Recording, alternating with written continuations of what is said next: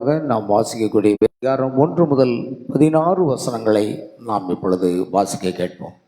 நான் கிறிஸ்துவை பின்பற்றுகிறது போல நீங்கள் என்னை பின்பற்றுகிறவர்களாயிருங்கள். சகோதரரே, நீங்கள் எல்லாவற்றிலும் என்னை நினைத்து கொண்டு நான் உங்களுக்கு ஒப்புவித்தபடி நீங்கள் கட்டளைகளை கைக்கொண்டு வருகிறது நிமித்தம் உங்களை புகழுகிறேன். ஒவ்வொரு புருஷனுக்கும் கிறிஸ்து தலையாயிருக்கிறார் என்றும், ஸ்திரீக்கு புருஷன் தலையாயிருக்கிறான் என்றும், கிறிஸ்துவுக்கு தேவன் தலையாயிருக்கிறார் என்றும் நீங்கள் அறிய வேண்டுமென்று விரும்புகிறேன். ஜெபம் பண்ணுகிற போதாவது, தீர்க்க தரிசனம் சொல்லுகிற போதாவது, தன் தலையை மூடி கொண்டிருக்கிற எந்த புருஷனும் தன் தலையை கனவீனப்படுத்துகிறான். ஜெபம் பண்ணுகிற போதாவது, தீர்க்க தரிசனம் சொல்லுகிற போதாவது, தன் தலையை மூடி கொள்ளாதிருக்கிற எந்த ஸ்திரீயும் தன் தலையை கனவீனப்படுத்துகிறாள். அது அவளுக்கு தலை சிரைக்கப்பட்டது போல் இருக்குமே. ஸ்திரீயானவள் முக்காடிட்டு கொள்ளாவிட்டால் தலைமயிரையும் கத்தரித்து போட கடவள். தலைமயிர் கத்தரிக்கப்படுகிறதும் சிரைக்கப்படுகிறதும் ஸ்திரீக்கு வெட்கமானால் முக்காடிட்டு கொண்டிருக்க கடவள். புருஷனானவன் தேவனுடைய சாயலும் மகிமையுமாய் இருக்கிறபடியால் தன் தலையை மூடிக்கொள்ள வேண்டுவதில்லை. ஸ்திரீயானவள் புருஷனுடைய மகிமையாயிருக்கிறாள். புருஷன் ஸ்திரீயிலிருந்து தோன்றினவன் அல்ல, ஸ்திரீயே புருஷனிலிருந்து தோன்றினவள். புருஷன் ஸ்திரீக்காக சிருஷ்டிக்கப்பட்டவன் அல்ல, ஸ்திரீயே புருஷனுக்காக சிருஷ்டிக்கப்பட்டவள். ஆகையால் தூதர்களின் நிமித்தம் ஸ்திரீயானவள் தலையின் மேல் முக்காடிட்டு கொள்ள வேண்டும். ஆகிலும் கர்த்தருக்குள் ஸ்திரீ இல்லாமல் புருஷனும் இல்லை, புருஷன் இல்லாமல் ஸ்திரீயும் இல்லை. ஸ்திரீயானவள் புருஷனிலிருந்து தோன்றுகிறது போல புருஷனும் ஸ்திரீயினால் தோன்றுகிறான். சகலமும் தேவனால் உண்டாயிருக்கிறது. ஸ்திரீயானவள் தேவனை நோக்கி ஜெபம் பண்ணுகையில் தன் தலையை மூடிக்கொள்ளாமல் இருக்கிறது லட்சணமாய் இருக்குமோ என்று உங்களுக்குள்ளே நிதானித்து கொள்ளுங்கள். புருஷன் மயிரை நீளமாய் வளர்க்கிறது அவனுக்கு கனவீனமாய் இருக்கிறதென்றும், ஸ்திரீ தன் மயிரை நீளமாய் வளர்க்கிறது அவளுக்கு மகிமையாய் இருக்கிறதென்றும் ஸ்பாவமே உங்களுக்கு போதிக்கிறதில்லையா? தலைமயிர் அவளுக்கு முக்காடாக கொடுக்கப்பட்டிருக்கிறதே. ஆகிலும் ஒருவன் வாக்குவாதம் செய்ய மனதாயிருந்தால் எங்களுக்கும் தேவனுடைய சபைகளுக்கும் அப்படிப்பட்ட வழக்கமில்லை என்று அறிய கடவன். ஆமேன். வாசிக்கப்பட்ட வேத வசனங்களை கர்த்தர் தாமே ஆசீர்வதிப்பாராக. நம் தலைகளை தாழ்த்தி ஜெபம். அன்பின் பரலோக பிதாவே, எங்கள் ஆண்டவரும் பரமரட்சகருமாக இயேசு கிறிஸ்துவை நன்றியோடு துதிக்கிறோம். இந்த மாலை வேளையிலும் உம்முடைய பாதத்தில் வந்து உம்மை துதித்து பாடி ஆராதிக்கவும், உம்முடைய ஜீவனுள்ள வார்த்தைகளை கேட்கவும் கர்த்தர் கொடுத்த கிருபைக்காக ஸ்தோத்திரம். ஆண்டவரே, இந்த வேத பாட வகுப்பு பைபிள் ஸ்டடியில் ஸ்திரீயின் தலை முக்காடு என்ற தலைப்பில் இந்த செய்தியை நாங்கள் கேட்க போகிறோம். எ உமன்ஸ் ஹெட் கவரிங் என்பதாக ஆண்டவரே, பரிசுத்த ஆவியானவரே, உங்களுடைய ஜீவனுள்ள வார்த்தைகளை 1 கொரிந்தியர் 11ஆம் அதிகாரத்திலிருந்து நாங்கள் வாசிக்க கேட்டோம். கர்த்தர் தாமே வாசிக்கப்பட்ட ஒவ்வொரு வசனங்களை ஆசீர்வதியும், வாசித்த உம்முடைய மகளை ஆசீர்வதிப்பீராக. இயேசு கிறிஸ்துவின் நாமத்தில் இந்த வசனங்களை தேவன் ஆண்டவரே அபிஷேகப்பட்ட வார்த்தைகளை அடியனுடைய நாவில் மூலமாக புறப்பட செய்ய முடியாகும். இந்த செய்தியானது உலகம் முழுவதும் இருக்கிற தேவ பிள்ளைகளுக்கு ஆசீர்வாதமாக இருக்க, தெளிந்த ஒரு புத்தியோடு வேத வசனங்களை புரிந்து கொள்ள பரிசுத்த ஆவியானவர் உதவி செய்யணுமா ஜெபிக்கிற நம்முடைய கரத்தில் ஒப்பு கொடுக்கிறோம். பொறுப்படுத்திக் துதி கன மகிமை யாவற்றையும் உமக்கு செலுத்துகிறோம். கர்த்தராகிய இயேசு கிறிஸ்துவின் நாமத்தில் கேட்கிறோம் பிதாவே, ஆமென். அல்லேலூயா. ஸ்திரீயின் தலை முக்காடு. ஏன் இந்த தலைப்பை நான் எடுத்தேன் அப்படின்னா, நான் வாக்கிங் போகும்போது திடீர்னு ஒரு போதகர் எனக்கு இந்த வீடியோ அனுப்பி விட்டாங்க. ஒரு சகோதரி ஸ்திரீயின் தலை முக்காடு அது தலைமயிர் தான் என்றும் சொன்னார்கள். அதற்கு ஒரு போதகர் என்ன செய்கிறார்னா, இந்த கடைசி காலத்தில் பிசாசின் போதனைகள் அதிகமாக இருக்கிறது என்று அவர் விமர்சனம் செய்தார். இன்னும் ஒருவர் அதை கேட்டு கேலியும் கிண்டலும் செய்தார். ஆகையால் இப்படிப்பட்ட ஒரு சூழ்நிலையில் இந்த வீடியோவை நான் கேட்டேன். அதுபோன்று 2 நாட்களுக்கு முன்பு என்னுடைய மூத்த சகோதரியுடைய மகன், அவன் பாஸ்டர் ஜேம்ஸ், இன்றைக்கு அவரும் ஒரு பாஸ்டராக தேவன் அழைத்து ஊழியம் செய்கிறார். நாங்கள் இந்த காரியங்களை குறித்து பேசினோம். அதாவது ஸ்திரீயின் தலை முக்காடு வந்தது மேலே துணியை போட்டு மூட வேண்டியதில்லை அப்படின்னு ஒரு போதகத்தை நான் கேட்டேன்னு சொன்னாங்க. சரின்ட்டு நாங்கள் அதை குறித்து விவாதித்து கொண்டே இருந்தோம். பல மணி நேரம் கடந்து போய்விட்டது. ஆண்டவர் ஸ்தோத்திரம் உண்டாகட்டும். அப்படியானால் நான் அந்த வீடியோவில் பார்த்த காரியம், என்னுடைய மருமகனோடு நாங்கள் அதை விவாதித்த காரியத்தை எல்லாம் பார்க்கும் பொழுது ஒரு தெளிவான செய்தியை நாம் ஏன் பிரசங்கிக்கக்கூடாது கர்த்தருடைய வார்த்தையிலிருந்து என்று சொல்லி ஒரு முடிவு செய்து உடனடியாக சிறியன் தலைமுக்காடு என்ற தலைப்பை கர்த்தர் கொடுத்தார். ஆமென். ஆகையால் தேவனுடைய வார்த்தைக்கு தேவனே வியாக்கியானி என்று சொல்லப்பட்டபடி தேவனுடைய வார்த்தையை அவர்தான் நமக்கு பரிசுத்த ஆவியானவர் மாத்திரமே வியாக்கியானித்து தர முடியுமே தவிர எந்த ஒரு மனிதனுடைய ஞானமோ கல்வியோ அறிவோ எதுவுமே நமக்கு கிரியை செய்யாது. ஜன்னலை திறந்து போடுங்க, எதிரொலிக்குது. அல்லேலூயா, கர்த்தருக்கே மகிமை உண்டாகட்டும். பிரியமான தேவனுடைய பிள்ளைகளை, ஒரு ஜன்னலை திறந்துச்சிங்கன்னா நல்லது. அல்லேலூயா, ஆமென். சரி, இப்போ கவனிக்கணும் அருமையான தேவ பிள்ளைகளை. பவுல் அப்போஸ்தலன் 1 கொரிந்தியர் ஃபுல்லாக திறக்கணும், தலையில் அடிச்சிடணும். ஆமென். நான் கிறிஸ்துவை பின்பற்றுகிறது போல நீங்கள் என்னை பின்பற்றுகிறவர்களாக இருங்கள் என்று அவர் ஆரம்பிக்கிறார். நான் எப்படி கிறிஸ்துவை பின்பற்றுகிறேனோ அதே போன்று நீங்களும் என்னை பின்பற்ற. இப்போ அப்போஸ்தலன் பவுலை குறித்து பார்க்கும் பொழுது அநேக நிருபங்களை வேதாகமத்தில் எழுதியிருக்கிறார். நான் கடைசி கால சத்தியத்தை அறிந்து கொள்வதற்காக தேவ சமூகத்திலே உபவாசித்து ஜெபித்த நாட்களிலே கர்த்தர் ஆவியானவர் என்னோடு பேசினார்.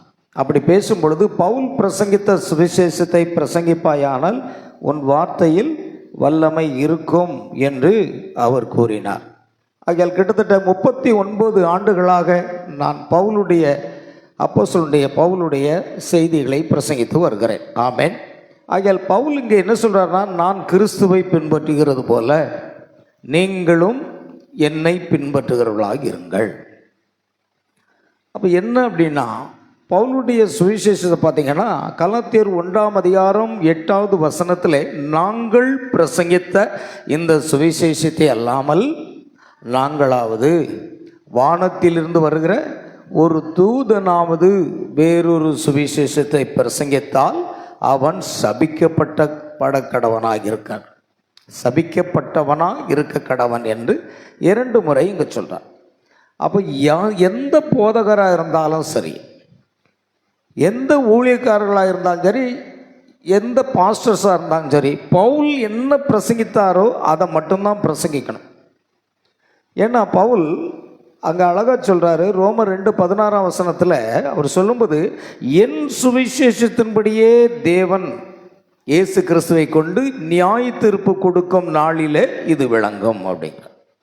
அப்போது பவுல் பிரசங்கித்த அந்த சுவிசேஷத்தை கொண்டு தான் கர்த்தர் என்ன செய்வாரா, நியாயம் தீர்ப்பார். ஏன்னா பவுல் தான் எபேசு சபையினுடைய ஒரு தூதனாக, செய்தியாளனாக, அப்போஸ்தலனாக, தீர்க்கதரிசியாக இருக்கிறார் என்று நாம் காண்கிறோம்.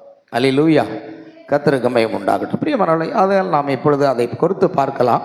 இந்த செய்தியில் என்ன சொல்லப்பட்டிருக்கிறது பாருங்க. இந்த அநேகர் என்ன செய்யறன்னா,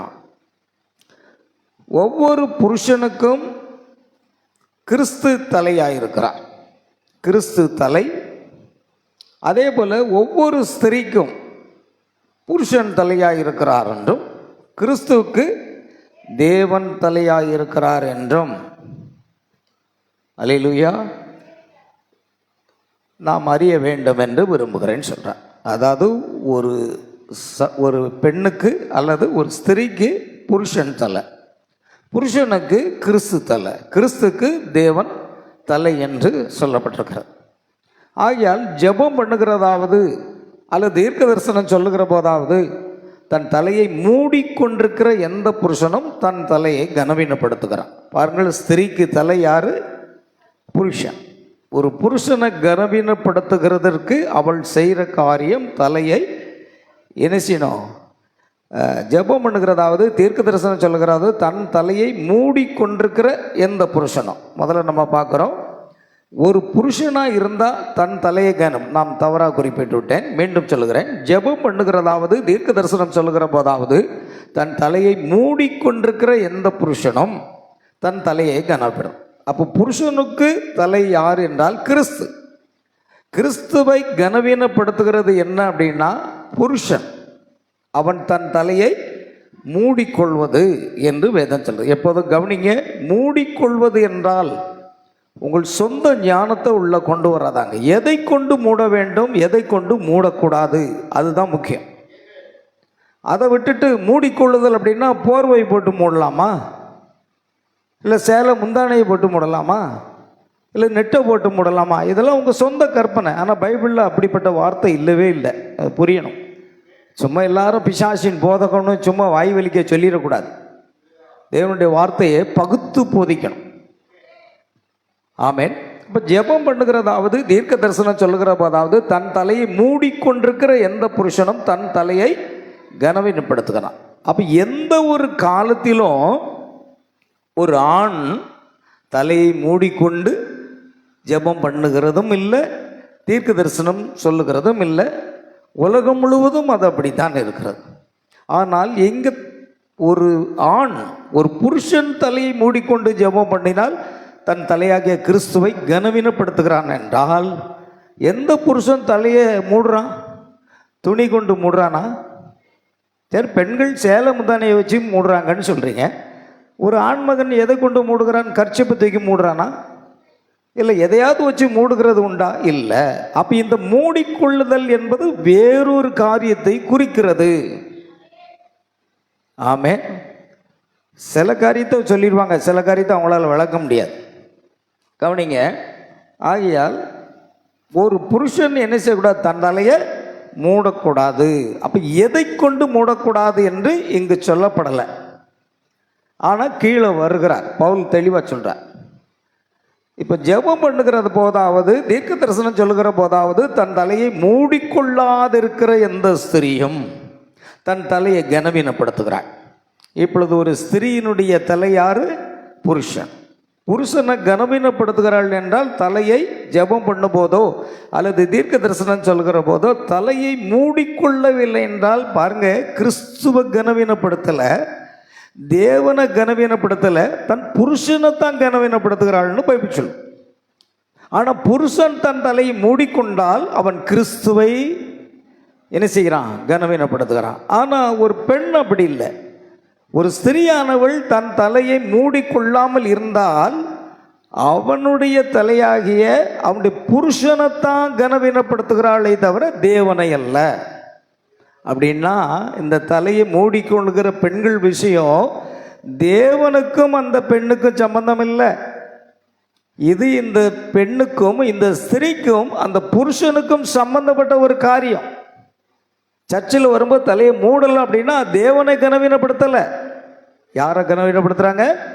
புருஷனை கனவீனப்படுத்துகிறாங்க அப்படிங்கிறது தான் பைபிள் சொல்லுது. நல்லா கவனிக்கணும்.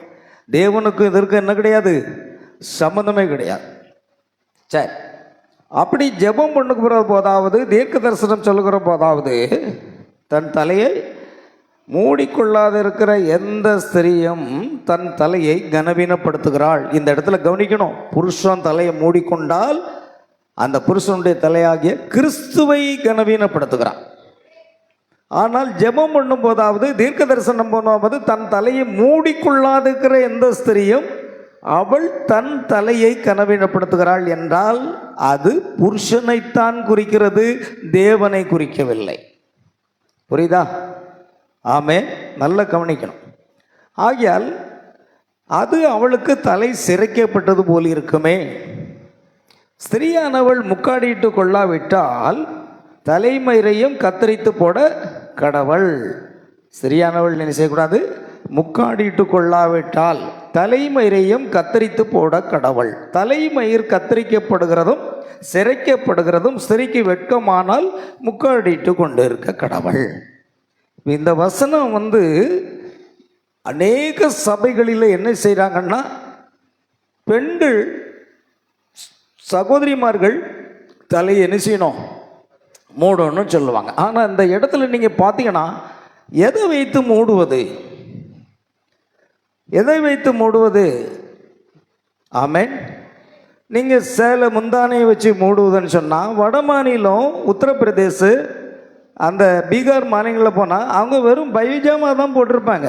சால் கூட போட மாட்டாங்க. அவங்க எதை வச்சு மூடுவாங்க? அப்படி மூடுறது இல்லை. வட மாநிலங்களுக்கு ஊழியத்துக்கு போய் பாருங்க. நான் குஜராத் மாநிலம் வர, மகாராஷ்டிரா, குஜராத் எல்லா இடத்துக்கும் போயிட்டு வந்திருக்கிறேன். அப்படிலாம் அவங்க மூடுறதே இல்லை. ஏன்னா அவங்க சேலை உடுத்தி பழக்கம் இல்லை. அப்படின்னு நீங்கள் தமிழ்நாட்டு பண்பாடு சேலையினால் மூடுறது ஒரு பண்பாடு. அதை நான் குறை கூற வரவில்லை. அது ஒரு பண்பாடு. அந்த பண்பாடை பின்பற்றுவதனால ஒரு தவறு என்று நான் கூற வரவில்லை. ஆனால் வேதம் ஸ்திரீயினுடைய முக்காடு என்றால் என்ன, அதுதான் மிக முக்கியம் வாய்ந்தது. அல்லேலூயா. அப்படியால் இங்கே என்ன சொல்லப்பட்டிருக்கா? ஸ்திரீயானவள் முக்காடிட்டு கொள்ளாவிட்டால் தலைமயிரையும் கத்தரித்து போடுகள். எங்க முழுக்க முழுக்க பவுல் எதை பற்றி பேசிட்டு வராரு?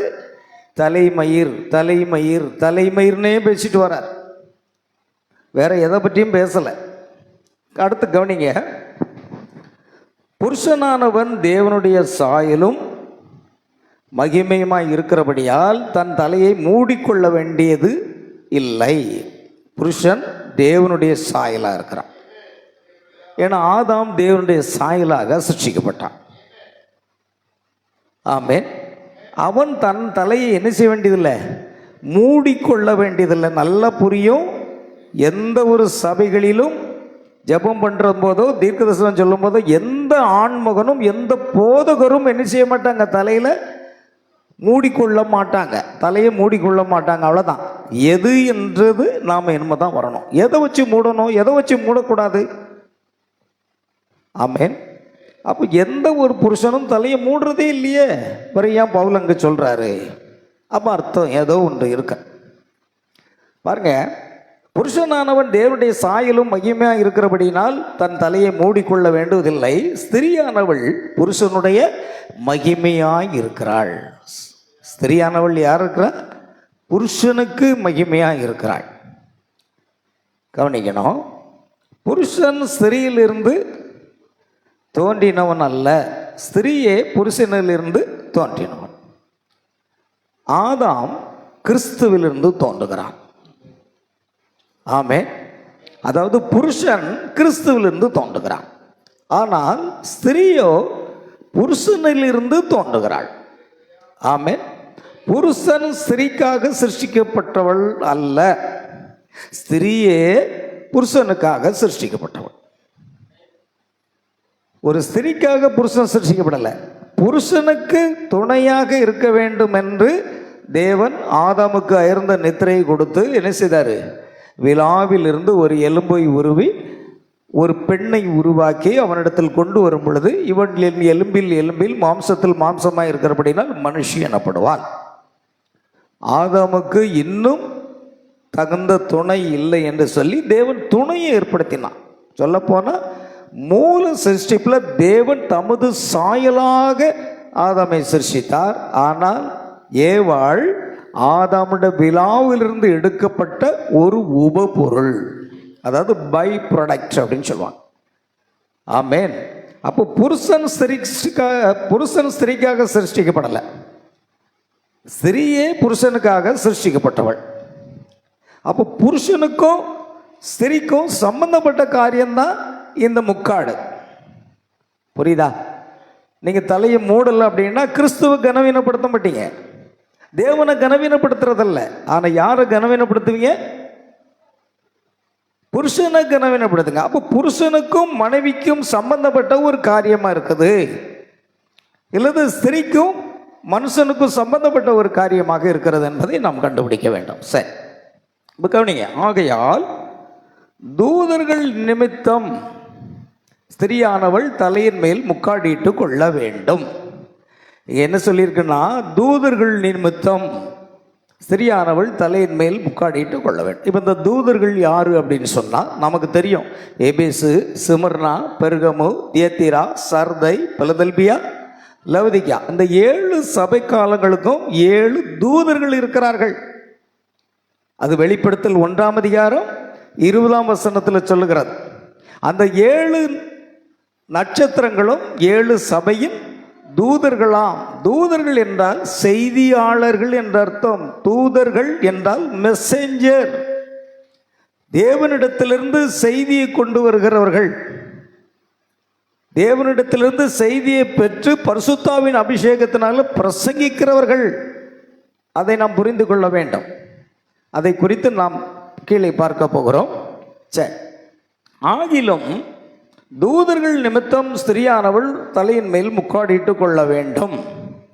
அந்த தூதர்கள் அப்படின்னா தேவ தூதர்கள் என்று கொண்டு வரும். ஆனால் இந்த இடத்துல தேவ தூதர்கள்னு போடல, தூதர்கள் என்ற வார்த்தை மட்டுமே பயன்படுத்தப்பட்டிருக்கிறது.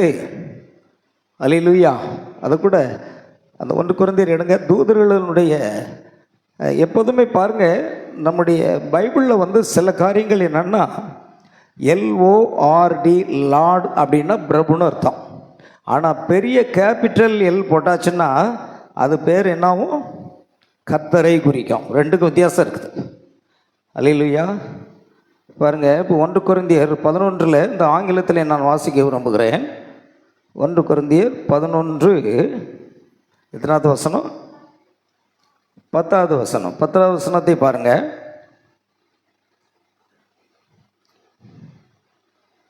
ஆகையால் தூதர்களின் நிமித்தம் ஸ்திரியானவள் தலையின் மேல் முக்காடிட்டு கொள்ள வேண்டும். For this cause ought the woman to have power on her head because of the angels.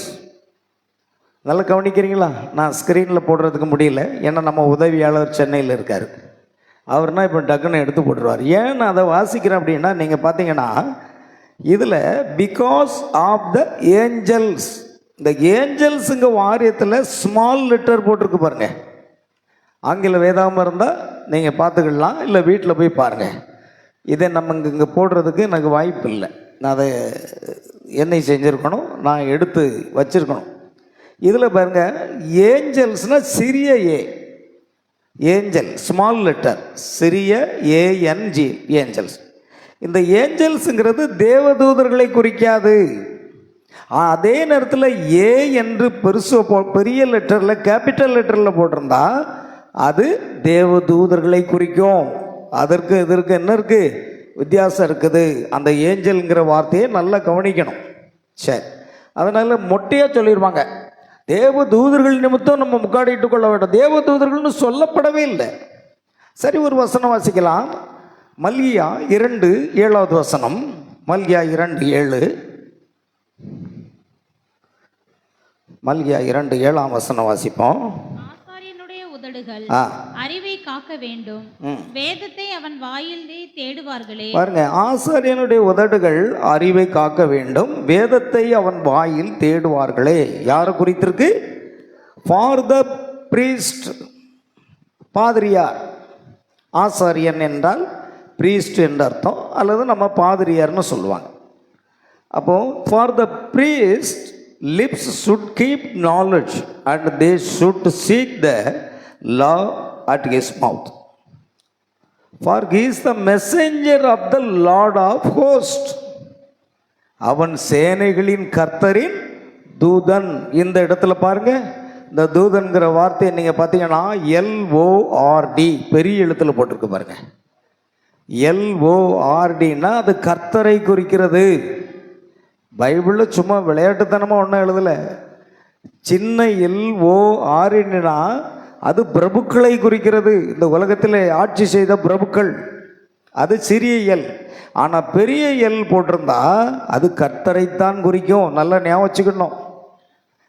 தூதன் என்பது வேற, தூதனானவர் என்பது வேற. ஏற்கனவே நான் சொல்லி கொடுத்துருக்கிறேன். யாத்திராகமம் 3ஆம் அத்தியாயத்தில் கர்த்தருடைய தூதனானவர் பற்றி எரிகிற முட்செடியிலே மோசைக்கு தரிசனமானார். எந்த இடத்துல தூதனானவர் என்றால் கர்த்தர் தாமே. தூதன் என்றதிலே பல வித்தியாசங்கள் இருக்கிறது, அதை புரியணும். சிறிய ஸ்மால் லெட்டருக்கும் கேபிட்டல் லெட்டருக்கும் என்ன இருக்கு? வித்தியாசம் இருக்கு. அப்போது தூதன் என்பதற்கும் தூதனானவர் என்பதற்கும் வித்தியாசம் இருக்கிறது. தூதனானவர் தேவனை குறிக்கிறது. யாத்திராகமம் 3ஆம் அதிகாரத்தை வாசித்தவர் பாருங்கள். For the priest lips should keep knowledge and they should seek the law at his mouth. அவர்கள் யாராக இருக்கிறாங்க பாருங்க. for he is the messenger of the Lord of hosts. சேனைகளின் கர்த்தருடைய தூதனாக இருக்கிறான். அல்லேலூயா. அப்ப சேனைகளுடைய கர்த்தருடைய செய்தியாளனாக இருக்கிறான். ஆமென். பாருங்க, அவன் ஒரு செய்தியாளர். அந்த பிரீஸ்ட் யாருங்க? ஒரு செய்தியாளனாக இருக்கிறான். நான் புரிஞ்சுக்கணும். அப்படியானால் பிரியமானவர்களே, அந்த செய்தியை கொண்டு வருகிறவர்கள் தான் செய்தியாளர்கள். அது கேபிட்டல் ஏ அல்ல, ஸ்மால் ஏ, ரெண்டுக்கும் வித்தியாசம் இருக்கு. சரி, ஆகையால் தூதர்களின் நிமித்தம் ஸ்திரியானவள் தலையின் மேல் முக்காடிட்டு கொள்ள வேண்டும். போன வாரம் ஒரு செய்தியை பிரசங்கித்தேன், போன ராட்சதர்கள் யாருன்னு சொல்லி. இன்னைக்கு என்னன்னா, ஒரு செய்தியாளர் பல பேர், ஒரு இல்லை, திடீர்னு ஒரு வீடியோ எனக்கு வரும்.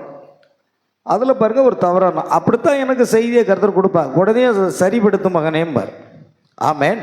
பாருங்க, விழுந்து போன தூதர்கள் இந்த தேவகுமார், அதாவது மனுஷகுமாரத்திகள் மிகவும் அழகாக இருக்கிறார்கள் சொல்லி விழுந்து போன தூதர்கள் அந்த பெண்களோடு இணைந்து பிள்ளைகளை பெற்றார்களா? அதுதான் ராட்சதர்கள்னு பிரசங்கிச்சார். ஏற்றுக்கொள்ள முடியுமா? எங்க நாம மண்ணான சரிங்க, தூதர்கள் பழிவிடை ஆவிகள். அந்த ஆவிகள் எங்க பாவம் செய்தது?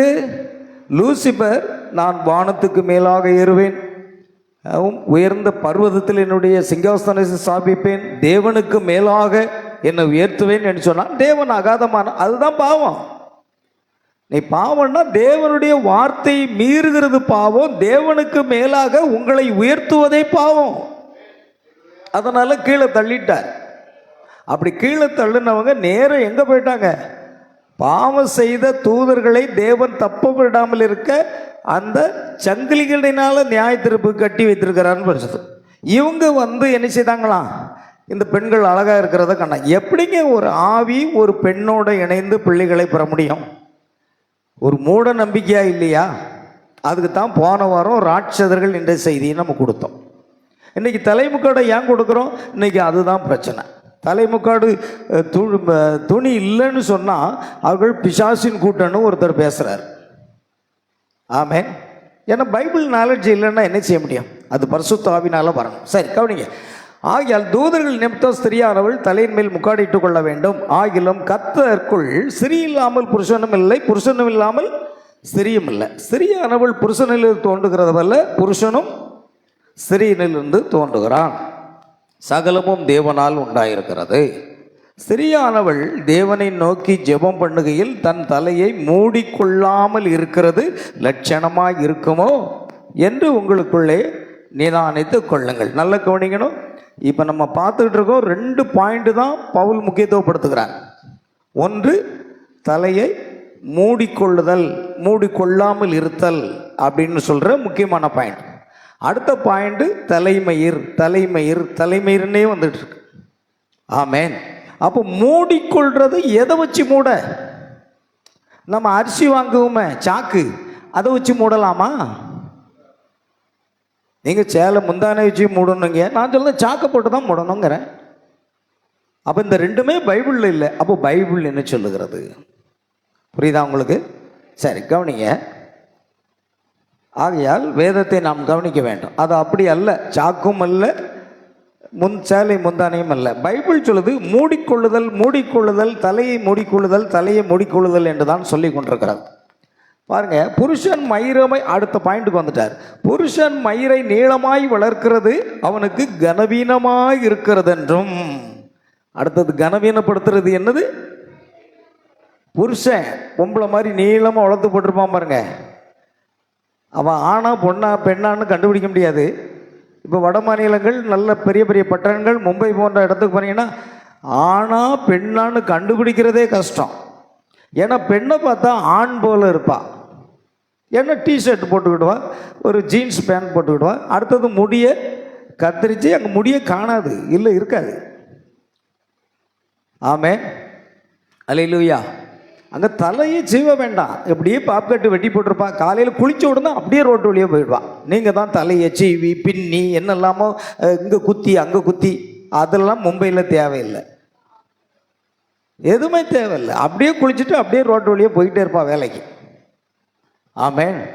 அப்படின்னா பாருங்க, புருஷன் மயிரை நீளமாய் வளர்க்கிறது அவனுக்கு கனவீனமாய் இருக்கிறது. புருஷன் நீளமான தலையரை வைத்தால் கனவீனப்படுத்துகிறது யார? கிறிஸ்துவை கனப்படுத்த. ஏன்னா கிறிஸ்து தான் தலை. ஒரு புருஷன் தலையை நீளமா வளர்த்தா அவன் கிறிஸ்துவை கனவீனப்படுத்துகிறான். புரிகிறதா? அல்லேலூயா. ஸ்திரீ தன் தயிரை நீளமாய் வளர்க்கிறது அவளுக்கு மகிமையாய் இருக்கிறது என்றும். சரிதானா? சின்ன பிள்ளையிலேருந்தே நீங்கள் பார்த்தீங்கன்னா கண்ணாடி முன்னால் நின்று நமக்கு முடி எவ்வளோ வளர்ந்துருக்குன்னு ஒவ்வொரு மாதமும் பார்த்துக்கிட்டே இருப்பாங்க பிள்ளைகள். ஆமென்.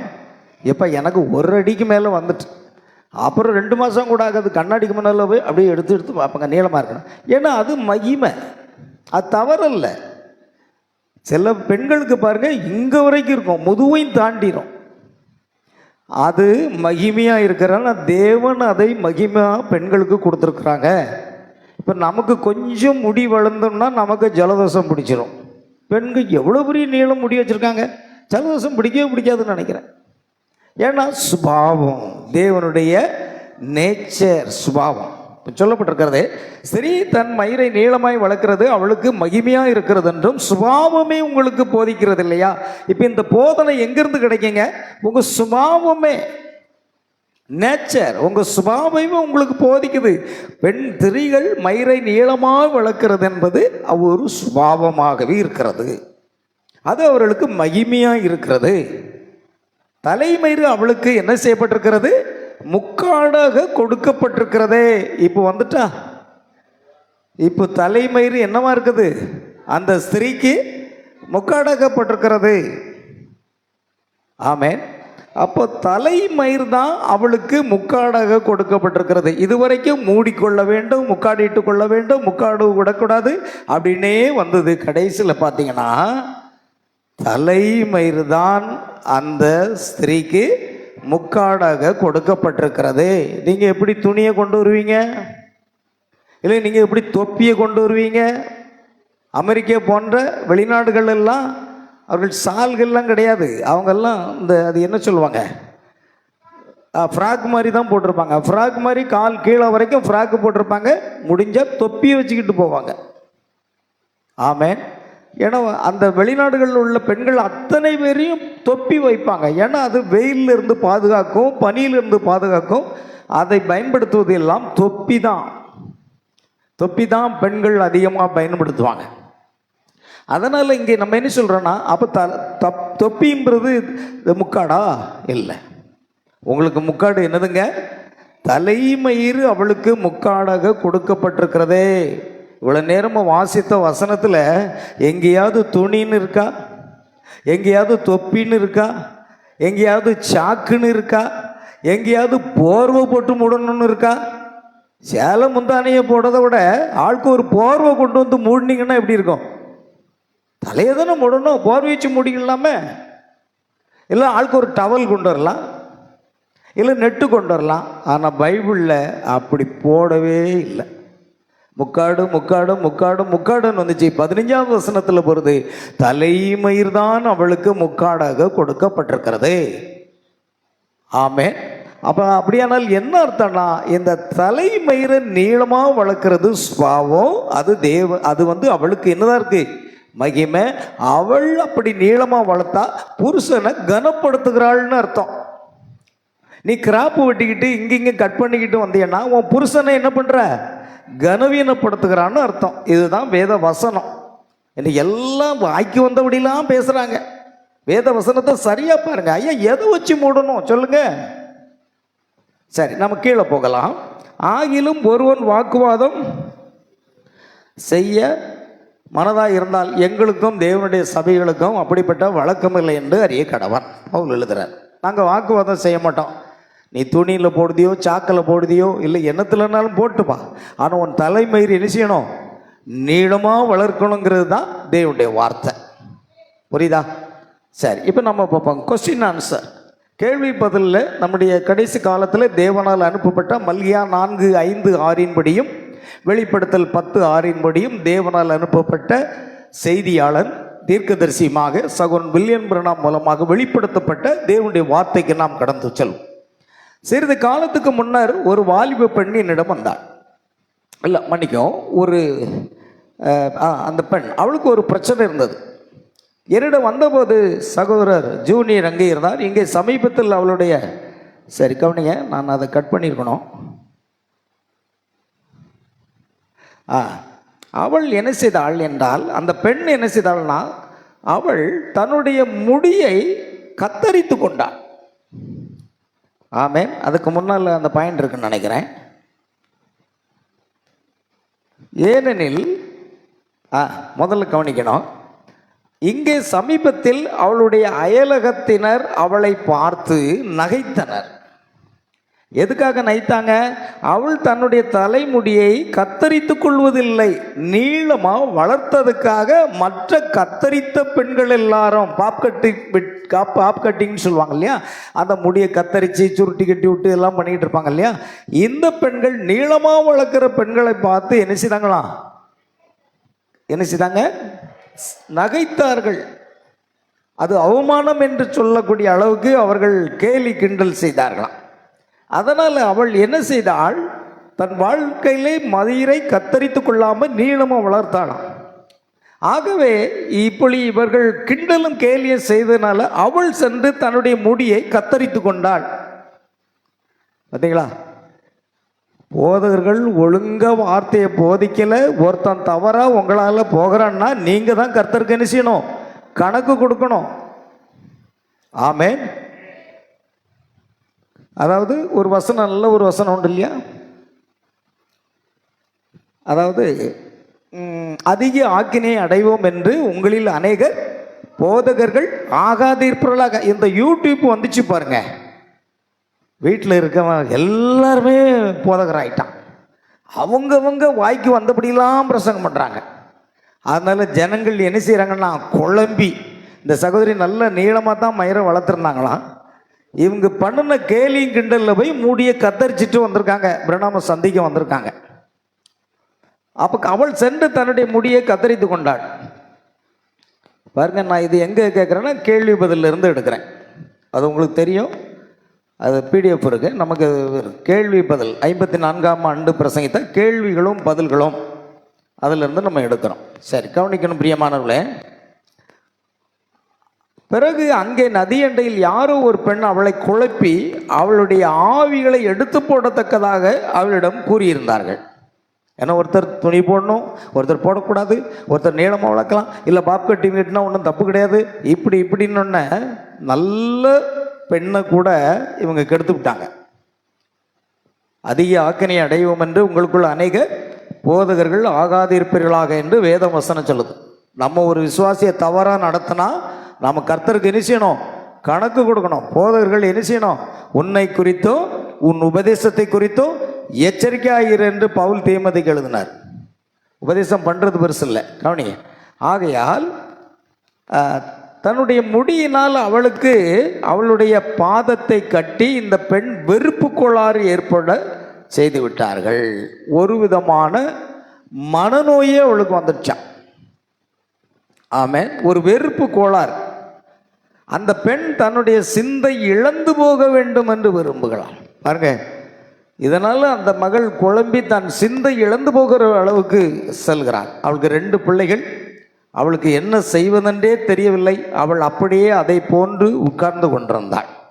ஆமென், அல்லேலூயா. பாருங்கள், அவள் என்ன செய்கிறாள்? அப்படியே சகோதரன் பிரணாமை சந்திக்க வரும் பொழுது ஆவியானவர் சொல்றார், இப்பொழுது அவள் சுகமடைய போகிறாள்.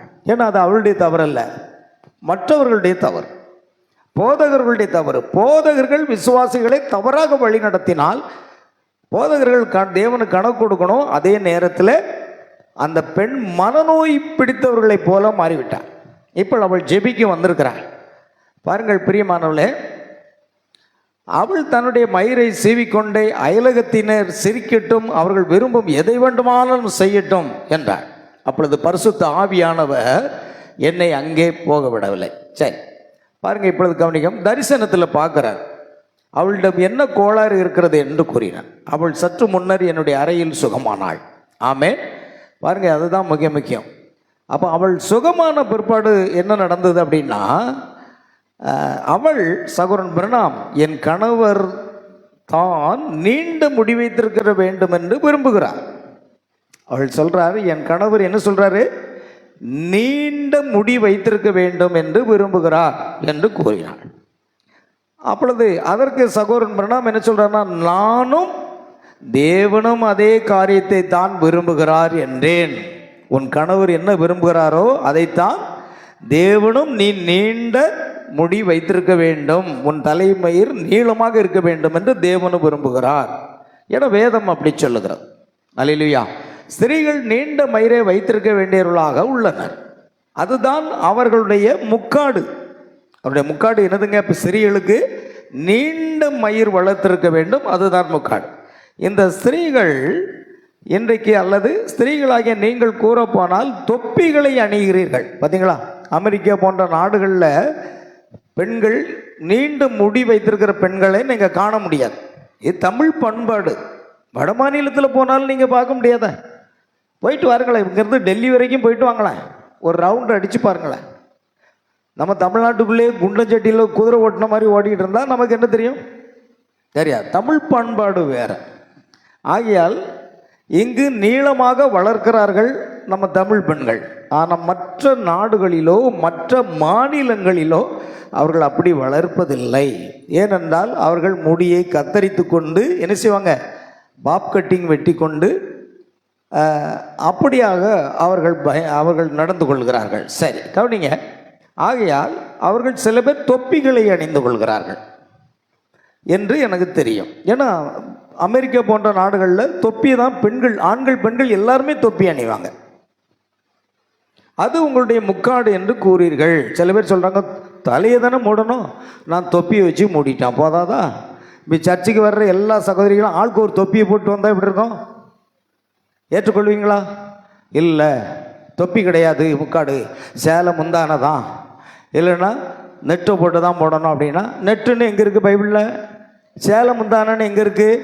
பதில் சொல்ல முடியுமா? அவங்க சொல்லுவாங்க, தலையை தானே மூடணும், எதை வச்சு மூடணும் அப்படின்னு வருவாங்க. இதற்காகத்தான் பவுல் அப்போஸ்தலன் மூலமாக தேவன் வெளிப்படுத்தி கொடுறார். ஸ்திரீக்கு தலைமுக்காடு என்பது அவளுடைய தலைமயிர்தான் என்ற முடிவுக்கு அங்கே வருகிறது நம்ம பார்க்குறோம். வேதம் என்ன சொல்லுதோ அதை நீங்கள் கீழ்ப்படிங்க. உங்கள் சொந்த கருத்து, உங்கள் சொந்த நீதி நியாயம் தூக்கி தூர போடுங்க. அல்லேலூயா. கவனிங்க. ஆகிய ஸ்திரீயனுடைய முக்காடு அது பாருங்க, அது இந்த தொப்பி உங்களுடைய முக்காடு அல்ல. வேதாகமம் ஒரு ஸ்திரீனுடைய முக்காடு அவளுடைய தலைமயிரே 1 கொரிந்தியர் 11:15 என்று கூறுகிறார். ஆகவே அவள் தன்னுடைய மயிரை என்ன சொன்ன கத்தரித்து கொள்வானானால் அது அவள் ஜெபிப்பதற்கு ஒரு சாதாரண ஒரு காரியமாக இருக்கும். அல்லேலூயா. ஸ்திரீகள் நீண்ட மயிரை கொண்டிருக்க வேண்டியவர்களாக இருக்கின்றனர். அதை குறித்து நீங்கள் என்ன நினைக்கிறீர்களோ அது ஒரு பொருட்டல்ல, அது கர்த்தர் உரைக்கிறதாவது என்பதே. ஏன்னா பவுல் யாரு? ஒரு அப்போஸ்தலன், ஒரு எபேசு சபையின் செய்தியாளர், ஒரு தீர்க்கதரிசி.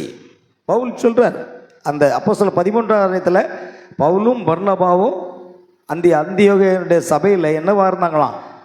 போதகர்களாகவும் தீர்க்கதரிசிகளாக இருந்தார்கள் இருக்கு. பவுலும் பர்னபாவும் நான் அழைத்த ஊழியத்திற்காக அவளை என்ன செய்யுங்க? பிரித்து விடுங்கள்னு ஆவியானவர் சொல்றார். அப்போ கவனிங்க, பவுல் ஒரு 1ஆம் சபையினுடைய செய்தியாளர் மட்டும் இல்லைங்க, அவர் ஒரு தீர்க்கதரிசி. இப்பொழுது பவுல் சொல்றது கர்த்தர் உரைக்கதாவது என்பதா இருக்கிறது. அதுபோல இந்த கடைசி கால லவோதிக்கேயா சபையினுடைய தீர்க்கதரிசி மல்கியா 4:5-6 படி கர்த்தருடைய பெரிதும் பயங்கரமான நாள் வருவதற்கு முன்பாக எலியா தீர்க்கதரிசி அனுப்புகிறேன். அந்த எலியாவின் ஆவி கொண்ட ஒரு தீர்க்கதரிசியாக எலியா இருந்தார், எலிசா வந்தார், அடுத்து யோவான் சானகன், இப்பொழுது 4ஆவதாக, இனி 5ஆவதாக யூதர்கள் மத்தியில். ஆகையால் இவர் என்ன செய்கிறார்னா, கர்த்தர் உரைக்கிறதாவது ஸ்திரியானவளுக்கு தலைமயிர் தான் முக்காடாக கொடுக்கப்பட்டிருக்கிறது என்று ஒரு தீர்க்கதரிசி. இப்போ நாம் தீர்க்கதரிசியை விசுவாசிக்கிறோம். மற்ற ஜனங்கள் ஸ்தாபனத்தார் தீர்க்கதரிசி என்பது இந்த காலத்தில் அவர்கள் அதை விசுவாசிக்க முடியல. ஆனால் நாம் விசுவாசிக்கிறனால ஒரு தீர்க்கதரிசியுடைய வாயிலிருந்து என்ன வரும்? கர்த்தர் உரைக்கிறதாவது என்பதாக வரும். ஆகையால் அப்படி தலைமயிரை தொப்பினாலோ அல்லது ஏதாவது எந்த சபை காலங்களிலா செய்தார்களா என்றால் இல்லை. கிபி 300 ஆண்டுகள் வரைக்கும் சபையானது பெந்தகோஸ்தே நாளில் மேல் வீட்டறையில் தொடங்கின அந்த நாள் முதற்கொண்டு கிபி 300 ஆண்டுகள் வரைக்கும் அவர் தலையில் என்ன செய்யல, துணி அணிந்ததாக சரித்திர வரலாறு கிடையாது. இதை கொண்டு வந்தது யாருன்னா ரோமன் கத்தோலிக்க ஸ்தாபனம் தான் அதை கொண்டு வந்தது.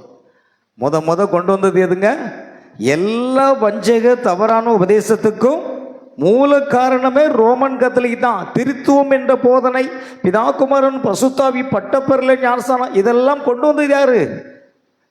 ரோமன் கத்தோலிக்க ஸ்தாபனம் தான் கொண்டு வந்ததுங்கிறத நம்ம புரிஞ்சுக்கிடணும். சரி, கவனிங்க. ஆகியால் கத்தர் உரைக்கதாவது ஸ்திரியானவளுக்கு தலைமையிலானது முக்காடாக கொடுக்கப்பட்டிருக்கிறதே. நான் கொஞ்சம் வேகமாக போகணும், நிறைய காரியத்தை வச்சிருக்கிறேன், கவனிங்க.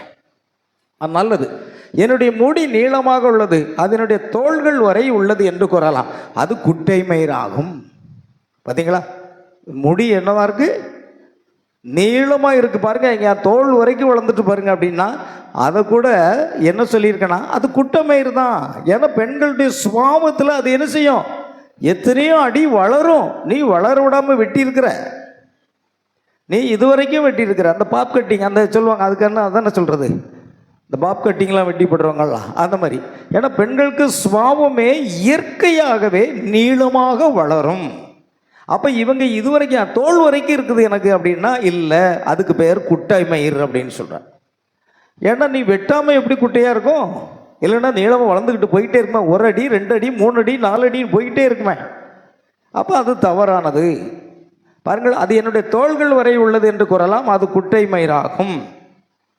கிறிஸ்து நீங்கள் அதாவது கிறிஸ்து நீண்ட முடி வைத்திருந்தாரே என்று கூறலாம். அடுத்தால எங்கே வந்துட்டாங்க? இயேசு கிறிஸ்து வந்து நீளமான முடி வைத்திருந்தாரே என்ற கேள்வி அங்கே வருகிறது. வரும்போது இல்லை ஐயா, அவர் அப்படி வைத்திருக்கவே இல்லை. அவர் தோள் வரை நீளமுள்ள முடியை தான் வைத்திருந்தார். ஏன்னா அவர் நசரேயன். எப்படி சிம்சன் ஒரு நசரேனோ அதே போல் இயேசுவும் நசரேயன் என்று அழைக்கப்பட்டதுனால அவர் தோள் வரைக்கும் தான் அந்த முடி அவருக்கு இருந்தது. ஆமென். சரிங்க, எந்த ஆண் மகனுக்காவது இடுப்பு வரைக்கும் முடி வளர்ந்ததுண்டா? வளர்ந்துருக்கா? சுபாவத்திலே அது வளராது. நான் தான் பேசிகிட்டு இருக்க மாட்டேனே, ஏன் பெண்களுக்கு மீசை வளர்றதில்லை, ஆண்களுக்கு ஏன் மீசை வளருது? பெண்களுக்கு தாடி, ஆண்களுக்கு தாடி வளருது, பெண்களுக்கு ஏன் தாடி வளரல? அதுதான் நேச்சர், அதுதான் தேவனுடைய சிருஷ்டிப்பு. அதை நம்ம மாற்றக்கூடாது. அல்லேலூயா. கவனிங்க, அவர் தோள்வரை நீளமுள்ள முடியை வைத்திருந்தார்கள் என்று அவர்கள் கூறுகின்றனர். அவர்கள் இந்த விதமாக அதை இழுத்து தோள்வரை நீளமாக இருக்கும்படி அதை வெட்டி விடுகின்றனர். பார்த்தீங்களா, இந்த பெண்கள் தோள் வரைக்கும் கொண்டு வந்துட்டு அதை வெட்டிடுவாங்க. அதுதான் வெட்டக்கூடாது. பெண்கள் வந்து எக்காரணத்தை கொண்டு தன் தலைமையை நினைச்சக்கூடாது, வெட்டக்கூடாது. அதை நாம் பார்க்கலாம். அது கிரேக்க வார்த்தையில் நம்ம அதை பார்க்க முடியும். பெண் தன்மையான மயிர், அது என்னவென்னா பெண் தன்மை, ஒரு பெண்ணுடைய தன்மை. மனிதன் இந்த விதமாக நீளமான நீண்ட முடி வைத்திருக்க கூடாது. சுபாவமே உங்களுக்கு அது போதிக்கும். ஒரு ஆண்மகனுக்கு கொஞ்சம், எனக்கெல்லாம் பாருங்க, ஒரு 2 மாதத்துக்கு ஒரு தடவை போய் சலூன் கடையில் வெட்டலான்னா எப்போ ரொம்ப இப்படி பிடிச்சி பார்ப்பேன். இப்படி பிடிச்சி பார்க்கும்போது நிறைய வந்துட்டா உடனே வெட்டுதான். ஆண்களுடைய சுபாவம் அது, அதுக்கு மேலே வளர மாட்டோம். என் மனைவி கூட சில நேரம் சொல்ல, எங்கே முடி வளர்ந்துருக்குமா? அப்படி ஒன்றும் அதிகமாக வளரல. இல்லை, நாங்கள் பிடிச்சா வருது பாரு, சரி போங்க, இன்னும் வெட்டிட்டு வந்துடும். அல்லேலூயா. ஏன்னா சுபாவம். ஆனால் பெண்கள் அப்படி இல்லை. ஆனால் பெண்கள் என்ன செய்யக்கூடாது? நீளமாக வளர்க்கணுமே தவிர மயிரை என்ன செய்யக்கூடாது? கத்தரித்து பாப் கட்டிங் வெட்டி முடியை சுருட்டி கொண்டு அதை செய்யக்கூடாது. மயிரை பின்னி பொன்னாபரணங்களை தரித்து புறம்பான அலங்காரம் உங்களுக்கு அலங்காரமாக இராமல் என்று வேதத்திலே சொல்லப்பட்டிருக்கிறது. சரி பாருங்க, அது அலங்காரத்தில் போயிடும். ஆகையால் எங்கே அதை கத்தரித்தார்கள்? அவருடைய தலையை சுற்றி அதை போன்று பாப் செய்து விட்டார்கள். பார்த்தீங்களா, அந்த பாப் கட்டிங்க அவங்க வெட்டிட்டாங்க. இல்லைன்னா முடி நீளமாக வளரும். இயேசு கிறிஸ்து தோல் வரைக்கும் வளர்த்தாரலாம், அதே மாதிரி நானும் தோல் வளர்த்துருக்கேன். அப்போ நீண்ட மயிர் தானே? இல்லை, பெண்களுடைய சுபாவத்தில் முடி இன்னும் என்ன செய்ய நீளமாக வளரணும். அது மகிமைன்னு சொல்லியிருக்கு. அந்த மகிமை நம்ம நினைச்சக்கூடாது, கத்தரிக்க கூடாது. ஆகவே பெண்கள் தங்கள் தோள் வரை முடி வைத்திருப்பது அது இன்னுமாக குட்டை முடியாகும். இப்பொழுது அது உங்களை நரகத்திற்கு கொண்டு செல்லுமா அல்லது உங்களை பரலோகத்துக்கு கொண்டு செல்லுமா என்று நான் கூற வரவில்லை. இது வேற காரியம். பாருங்க, இதனுடைய வார்த்தை தலைமயிர் நீளமாக இருக்கணும், அவ்வளோதான். நரகத்துக்கு கொண்டு போமா பரலோகத்துக்கு கொண்டு போமாங்கிறத நம்ம என்ன செய்ய முடியும், சொல்ல மாட்டோம். ஏன்னா பவுல் சொல்கிறார், இதை குறித்து நாங்கள் வாக்குவாதம் பண்ணுறது தேவனுடைய சபைக்கு எங்களுக்கும் என்ன இல்லை, அது இல்லைன்றார். அப்போ அது வாக்குவாதத்துக்குரிய காரியம் இல்லை. ஆனால் தலையில் துணியை போட்டுத்தான் ஆகணும்னு சொன்னீங்கன்னா நீங்கள் தப்பு பண்ணுறீங்க. ஆமே, அப்படி ஒரு வேதவசனம் இல்லவே இல்லை. அது ஒரு அடக்கத்துக்காக நான் போடலாம். இல்லை வெயில் அடிக்குது, ரோட்டு வழியே போகிறீங்க, தலையில் துணி போட்டு போகிறீங்க, அது தவறுன்னு யாராவது சொல்ல முடியுமா? முடியாது.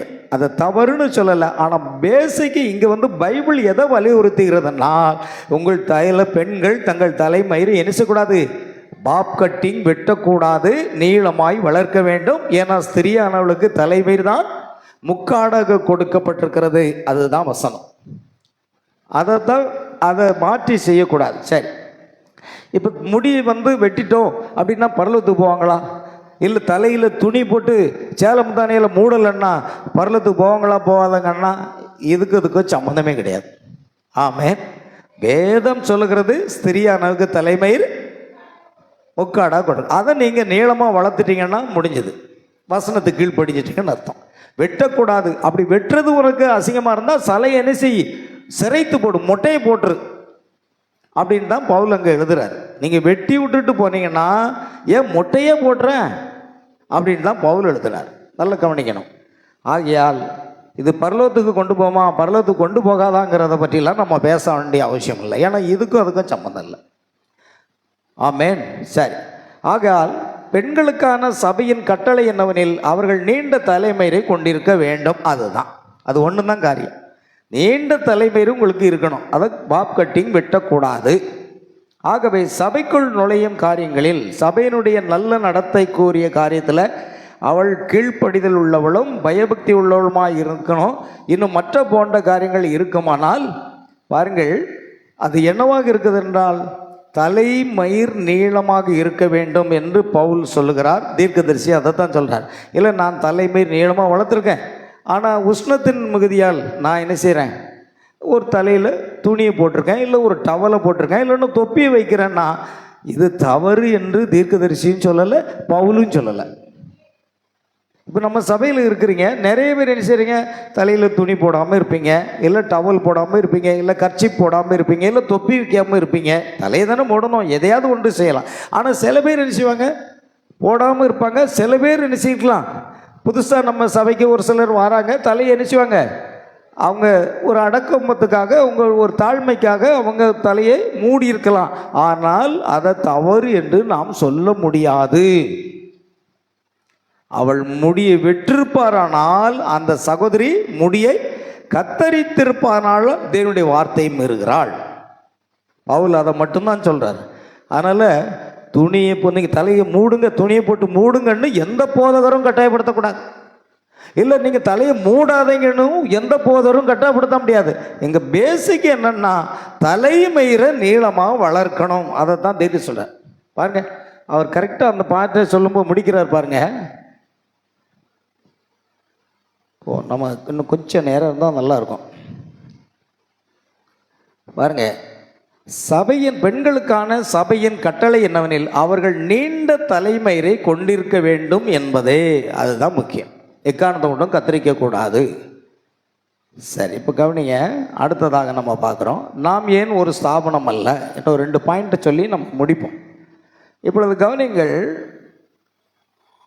நாம் ஏன் ஒரு ஸ்தாபனம் அல்ல என்ற செய்தியில் அவர்கள் கொண்டுள்ள பழக்க வழக்கங்கள், அவர்கள் கொண்டுள்ள ஒழுக்கங்கட்ட செயல்கள் நாம் சொல்லிக்கொண்டே போகலாம். முதலாவதாக நீங்கள் அறிய வேண்டியது, அது புராட்டஸ்டன்ட் சபைகளுக்குள் கசிந்தது. கத்தோலிக்க ஸ்திரீகள் நீங்கள் சபைக்குள் சென்று தலையில் கைக்குட்டை போட்டுக்கொண்டு கொள்ளும் வரைக்கும் குட்டைக்கால் சட்டை அணிவதனால் பாதகம் இல்லை. கத்தோலிக்க பெண்கள் என்ன செய்வாங்கன்னா குட்டைக்கால் சட்டை போட்டிருப்பாங்க, ஆனால் தலைமயிரை என்ன செய்வாங்களாம், ஒழுக்கங்கட்ட செயல்கள்னு சொல்கிறாரு. அதெல்லாம் அதை கத்தரிக்கிறது. 2 காரியம் இருக்குது. சில பேர் கத்தரிக்கிறது பற்றி ஒன்றும் இல்லை. கத்தோலிக்க ஸ்திரீகள் நீங்கள் சபைக்கு சென்று தலையில் கைக்குட்டை போட்டு கொள்ளும் வரைக்கும், அதாவது கைக்குட்டையை போட்டோம், நெட்டு போட்டோம், இல்லை எதையாவது போட்டு தலையை மூடி இருக்கிறோம் அப்படின்னா அதை பயபக்தியாக செய்கிறீங்க. ஆனால் நீங்கள் போட்டிருக்க குட்டை பாவாடை அணிந்திருக்கீங்க. அப்போ குட்டை பாவாடை நினைச்சக்கூடாது, அணியக்கூடாது என்பது தெளிவாக இருக்குது. ஒரு ஆண்கள் தங்களுடைய கால் சட்டைகளை அணிந்து கொள்ளுவார்கள். ஆனால் பெண்கள் அதை கால் சட்டை நினைச்சக்கூடாது, அணிந்து கொண்டு ஒரு ஆண் செல்லலாம் தெருவில், ஒரு பெண் சென்றால் அது அவமானமாக இருக்கிறது. அதனால தான் நம்முடைய பிள்ளைகளை ஸ்போர்ட்ஸில் சேர்க்கறதுல கவனமாக இருங்க. நான் என் பிள்ளைகளை ஸ்போர்ட்ஸ்லேயே சேர்க்கலை. ஏன்னா அந்த ஸ்போர்ட்ஸில் கொண்டு சேர்த்திங்கன்னா கண்டிப்பாக நாளைக்கு என்ன போட வேண்டியிருக்கும், 18 வயசு வாலிப பிள்ளைகளை நீங்கள் கால்சட்டை போட்டு மைதானத்தில் ஓட வேண்டியிருக்கும்.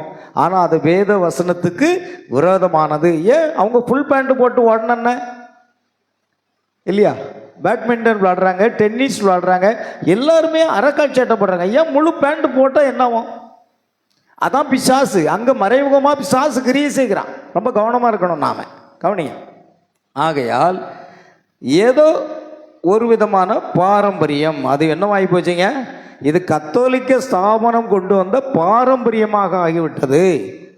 ஆகையால் வெள்ளிக்கிழமையிலே நான் மாம்சம் புசிக்க மாட்டேன், நான் சபையில் பிரவேசிக்கும் போது தலையின் மேல் கைக்குட்டை போட்டுக்கொள்ள வேண்டும் என்று வேதத்தில் எங்குள்ளது, அதை குறித்த வேத வசனத்தை காண்பீங்கள். இல்லை சேலை முந்தானையினால் மூட வேண்டும் என்று வேதத்தில் எங்குள்ளது.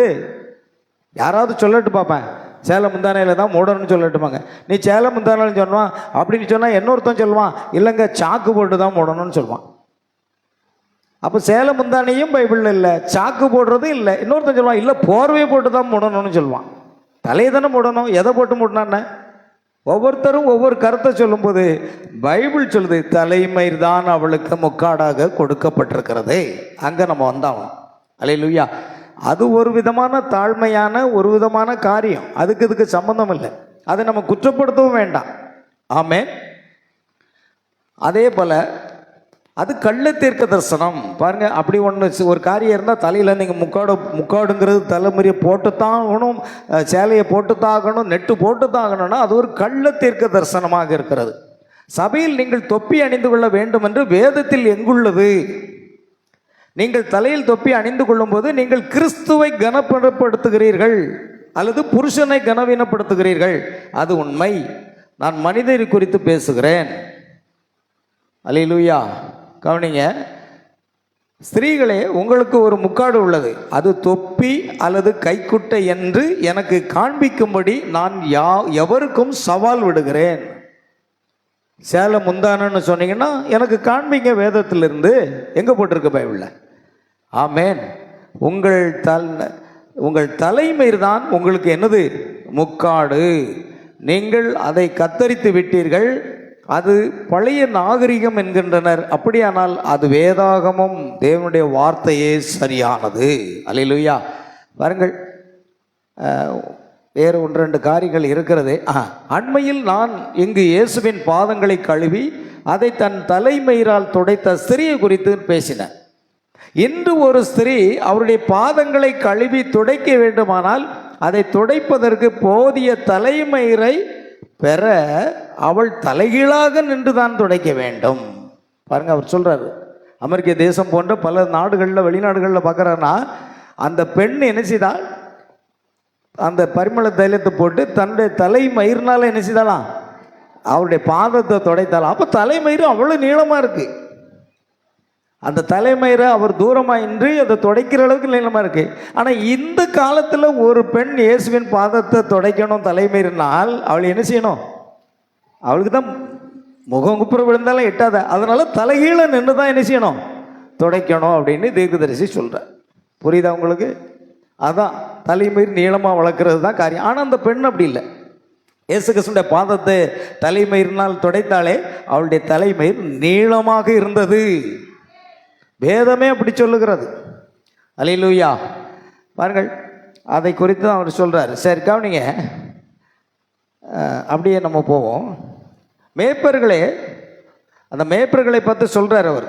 மேய்ப்பர்களே, நீங்கள் கிறிஸ்துவை மதிக்காமல் அவருடைய சபையோர் இவ்விதம் நடந்து கொள்ள அனுமதிப்பீர்களானால் அவர் ஒரு கால் அவர் காணாமல் இவ்விதம் நடந்து கொள்ளலாம். ஆனால் இதை குறித்து அவர்களிடம் அவர் எடுத்து கூறவில்லை என்றால், அந்த சபைக்கு அந்த போதகர்கள் பிரசங்கிக்கவில்லை என்றால் இயேசு கிறிஸ்துவின் ஊழியக்காரனாக இருக்க அவர் தகுதியற்றவர். உங்களுடைய சபைக்கு வரக்கூடிய 10 பேர் பாப் கட்டிங் வெட்டிட்டு வந்திருக்காங்க, அதை நீ என்ன செய்யணும்?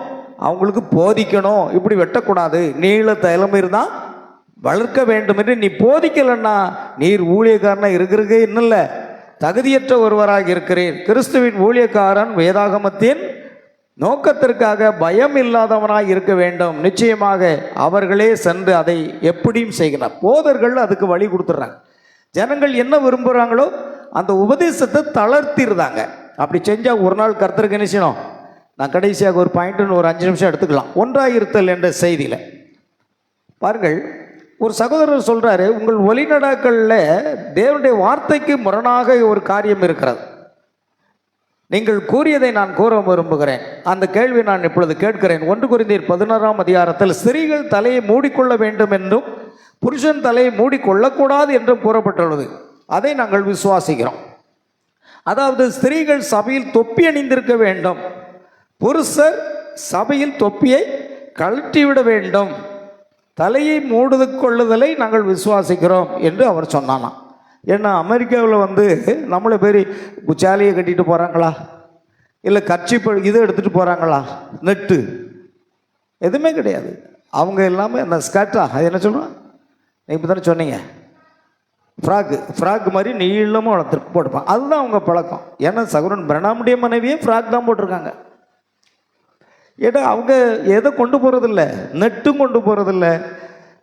சேலை இருந்தால் தானே மூடுறதுக்கு சேலையும் இல்லை.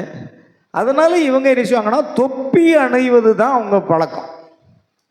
வெளியில் எங்கே சர்ச்சுக்குள்ளே மட்டும் இல்லை, வெளியில் போகிறது அல்லது கார்டன் போகிறது, சீசோர் போடுறது, கடற்கரைக்கு போடுறது எல்லாமே தொப்பி போட்டிருப்பாங்க. ஏன்னா வெயில் பாதிப்பு பனி பாதிப்பு இருக்காதுங்கிறதுனால அதை எல்லா பெண்கள், ஆண்கள் பெண்கள் எல்லாருமே அணிவது அந்த நாட்டினுடைய வழக்கமாக இருந்தது. ஆனால் நம்ம தமிழ் மக்களை போல சேலை எல்லாரும் அணிந்திருக்க மாட்டார்கள். வட மாநிலத்திலையும் கிடையாது. உத்தரப்பிரதேஷ் போன்ற பீகார் போன்ற இடங்களிலையும் என்ன கிடையாது, அப்படி எல்லாரும் எதை போட மாட்டாங்க, சேலை உடுத்துறவர்கள் கொஞ்சம் பேர் தான் இருப்பாங்க. அவங்க அதை அணிகிறதே இல்லைங்க. வடிமானத்தில் போய் பார்த்தா தானே தெரியும். சரி கவனிங்க. ஆகையால் அதாவது ஸ்திரீகள் சபையில் தொப்பி அணிந்திருக்க வேண்டும், புருஷர் சபையில் தொப்பியை கழட்டி விட வேண்டும். பார்த்தீங்களா, தலையை மூடிக்கொள்ளுதலை நாங்கள் விசுவாசிக்கிறோம். அதாவது தொப்பி அணிந்து சர்ச்சுக்கு வராங்கன்னா அந்த ஆண்கள் என்ன செய்யணும், தலையை மூடாமல் தொப்பியை கழட்டி வச்சிடணுமா. ஆனால் பெண்கள் என்ன செய்யணும், அந்த தொப்பியை போட்டிருக்கணுமா. ஆமே, அப்படித்தான். ஏன்னா அமெரிக்கா நாட்டில் அப்படித்தான் இருக்குது, வெளிநாடுகளில் அப்படித்தான் இருக்குது. ஆமேன். நீங்கள் ஒரு வசனத்தை பேசுகிறீங்கன்னா உலக காரியங்களையும் பார்த்து வேத வசனத்தோடு கொண்டு போகணும். அப்போ தொப்பியை நாங்கள் கழட்டி வச்சிடுறோம். சகோதரிகள் தொப்பியை போட்டுக்கிடுவாங்க. ஏன்னா தலையை மூடுன்றது அதான அர்த்தம். எங்கள் தொப்பி வச்சா தலையை மூடினாங்களா மூடலையா? மூடி இருக்கல. நீங்கள் சேலை முந்தானம் போட்டால் தான் மூடுறதுன்னு அர்த்தமா? ரெண்டுமே பைபிளில் இல்லை. சரி, இப்போ கவனிங்க. தலையை மூடிக்கொள்ளலை நாங்கள் விசுவாசிக்கிறோம். அடுத்த கவனிங்க. மற்றொரு கேள்வி என்னவெனில், ஜனங்கள் எங்களிடம் வந்து கர்த்தருடைய தூதன் உங்களிடம் வந்து பேசுகிறான். பாருங்கள், ஒவ்வொரு வார்த்தையும் கர்த்தருடைய தூதன் உரைத்ததே என்று கூறுகிறார்கள். அதற்கு விரோதமாக போராட என்பது மிக கடினமான காரியம். எங்கள் சபையில் நீங்கள் கூறுவதையே நாங்களும் கூற விரும்புகிறோம். ஆனால் சகோதரன் பிரணாமே, இந்த விஷயத்தில் நீங்கள் சிறிது தவறு செய்து விட்டதாக தோன்றவில்லையா? அதற்கு அவர் பதில் சொல்கிறாரு. நான் அவருக்கு இவ்வாறு பதிலளித்தேன். என் விலையேறப்பெற்ற சகோதரனே, நான் தவறு செய்யவில்லை. ஸ்திரீ தன் தலையை மூடிக்கொள்ள வேண்டும் என்றும் அவள் ஏன் அதை செய்ய வேண்டும் என்றும் 1 கொரிந்தியர் 11ஆம் அதிகாரம் உரைக்கிறது. பிறகு 15ஆம் வசனம், அவளுடைய நீளமான தலைமயிர் அவளுக்கு முக்காடாக உள்ளதாக கூறப்படுகிறது. ஆமேன். அது தொப்பி அல்ல, அது சேலை முந்தானை அல்ல, அடுத்து அது போர்வை அல்ல, அது டவல் அல்ல, அது நெட் அல்ல. ஏன்னா பைபிளில் எதுவுமே இல்லை.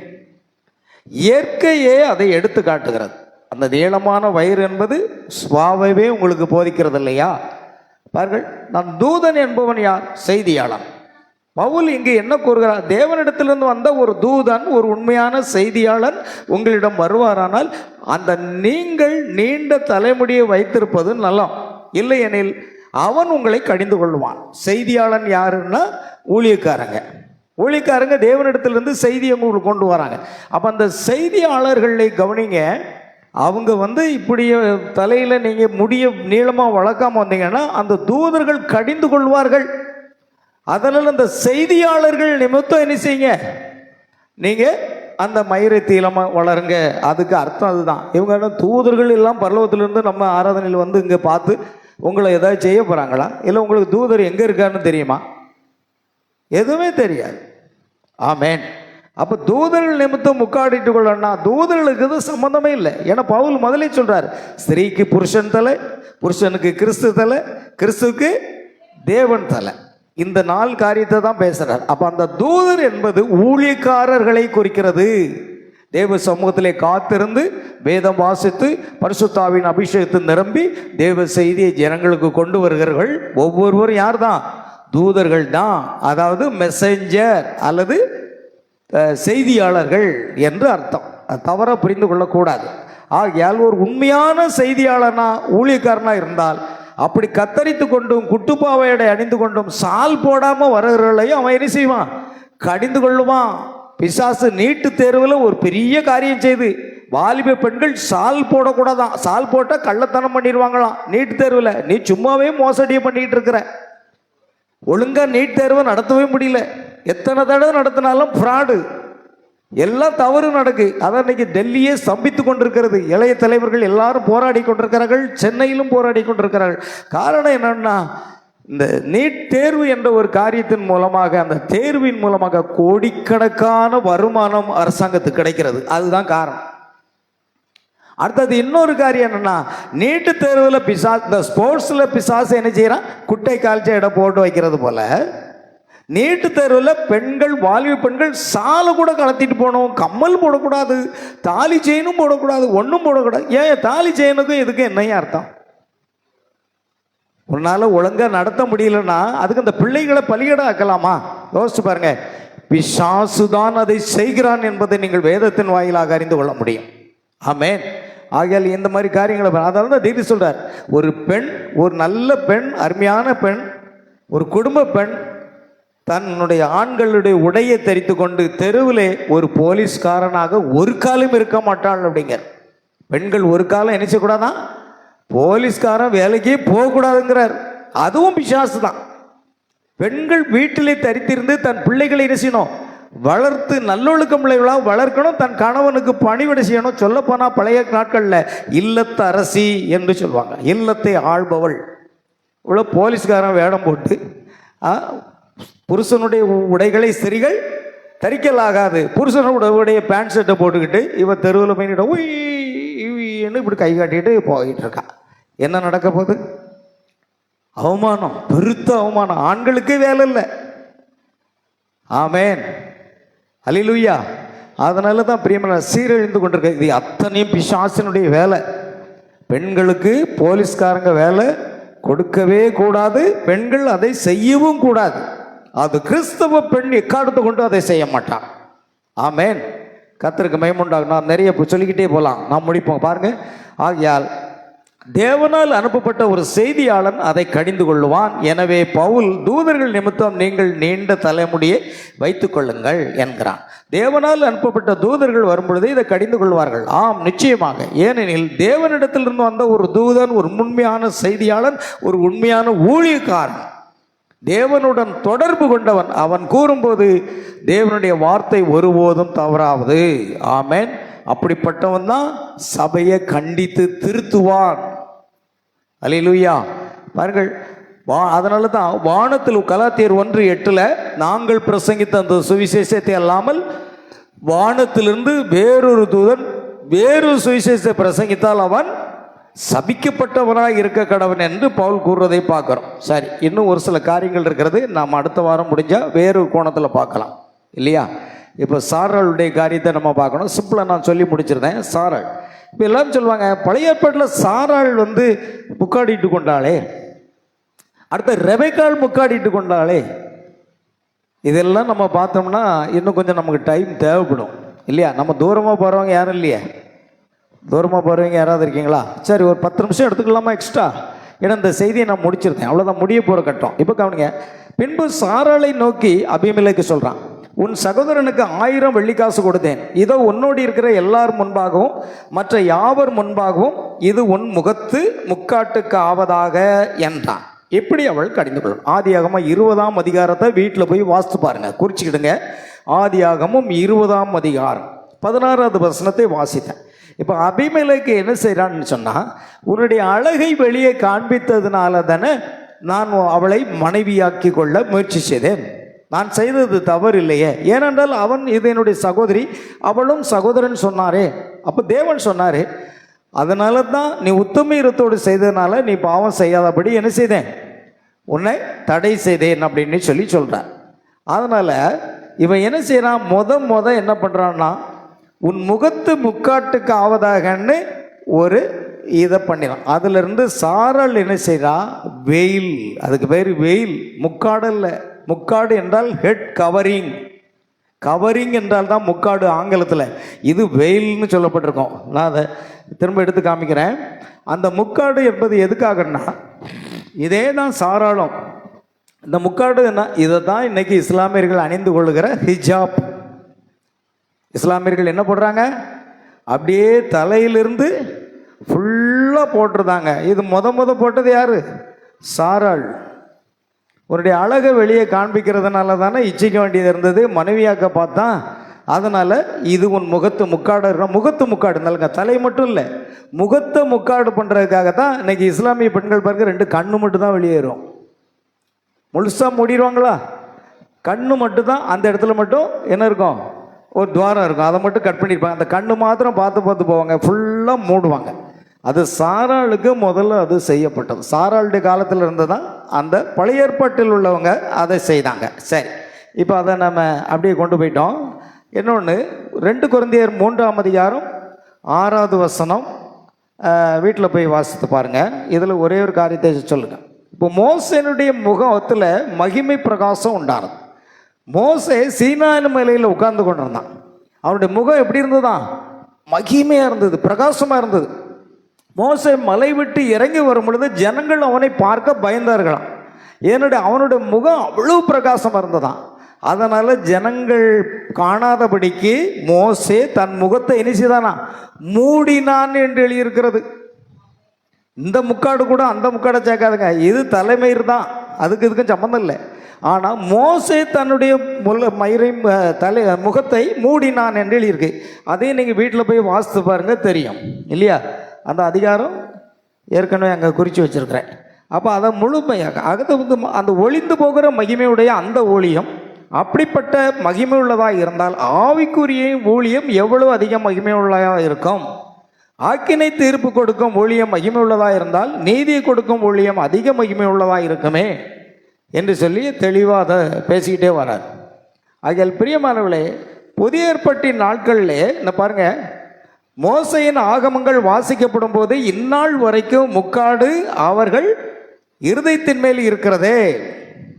ஆமேன். அவர்கள் கர்த்தரிடத்தில் மனம் திரும்பும் போது அந்த முக்காடு எடுபட்டு போகும். அப்போ மோசே தன் முகத்தை மூடுறதுக்கு காரணம் என்னன்னா, அவன் தேவ சமூகத்தில் இருந்து இறங்கி வரும்போது அவனுடைய முகம் பிரகாசமாக இருந்தது. எப்படி ஸ்தேவானுடைய முகம் பிரகாசம் இருந்ததோ அதை விட பன்மடங்கு பிரகாசமாக இருந்ததுனால அவன் தகன் முகத்தை மூட வேண்டியதாக இருந்தது என்று அர்த்தம். அதனால இன்னைக்கு எல்லா ஊழியக்காரனும் முகத்தை மூடிட்டு வந்து பிரசவம் பண்ண முடியுமா? இல்லை, அது மோசைக்கு, அது பழைய ஏற்பாட்டு காலத்தில். ஆனால் புதிய ஏற்பாட்டில் வரும்பொழுது கர்த்தரிடத்தில் மனம் திரும்பும் போது அந்த முக்காடு எடுபட்டு போகும். கர்த்தரே ஆவியானவர், கர்த்தருடைய ஆவி எங்கேயும் விடுதலை உண்டு. அது வேத வசனத்தில் நான் குறிப்பிட்டேன்னு தெரில, நீ வாசித்து பாரு. ஆகையால் அதை அப்படியே அதோடு நிறுத்திக்கலாம். பிரியமான தேவனுடைய பிள்ளைகளை, கடைசியாக நியாய தீர்ப்பினால் மீட்பு என்ற ஒரு காட்டு. இப்போ அருமையான ரெபெக்காளின் கதையில் அவள் எப்படி அந்த ஒட்டகத்தின் மேலேறி ஈசாக்கை சந்திக்கும்படி எலியாசாரோடு புறப்பட்டு சென்றாள். பாருங்கள், ஈசாக்கு பெண் பார்ப்பதற்காக எலியாசார் புறப்பட்டு போகிறான். அவள் ரெபெக்காளை அந்த ஊற்றண்டையில் கண்டுபிடித்து தன் ஒட்டகங்களுக்கு தண்ணீர் வார்க்கிற பெண் எவ்வளோ அவள் தான் என் எஜமானுக்கு ஏற்ற மணவாட்டின்னு சொல்லி அங்கே என்ன செய்கிறான், அவன் ஜெபித்து கொண்டான்.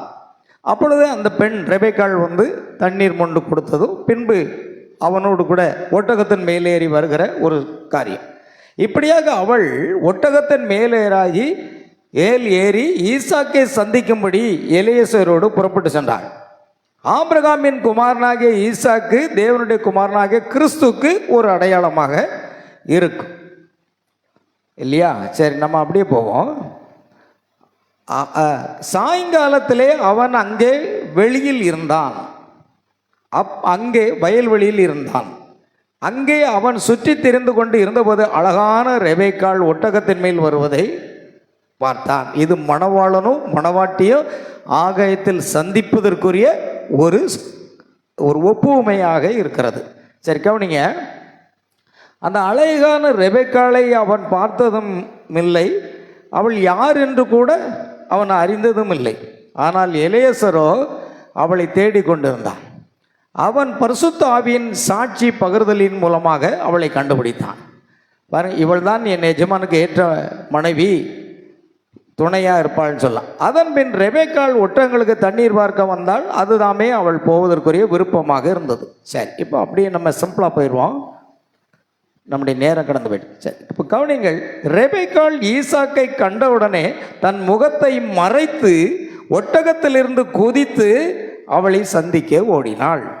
அதுதாமே முதல் முறை கண்டவுடன் ஒரு காதலாக இருந்தது.